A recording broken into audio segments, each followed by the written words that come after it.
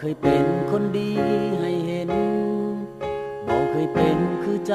เจ้าหวังย่างลงย่างวนอยู่บนเส้นทางนักเลง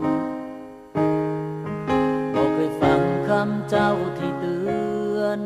เอาแต่หมู่แต่เพื่อนเป็นใหญ่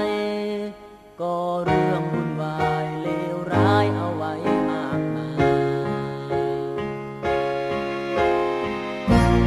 มามื้อนี้หูโตก็สายเกินไปที่โกกลับใจบ่มีความหมายบ่มีผู้ใดยอมรับหนีให้ตายปานใดใครก็คงบ่เชื่อหนีให้ตายปานใดเจ้าก็คงบ่เชื่อว่าเสือจังอายสิกลับใจ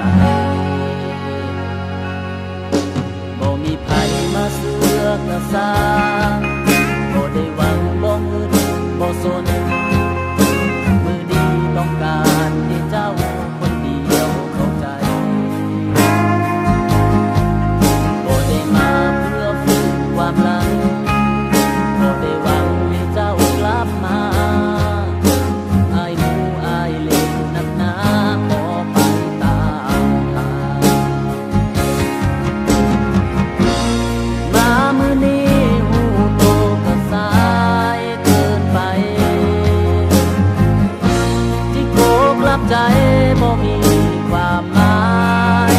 บ่มีผู้ใดยอมรับหนีให้ตายปานใด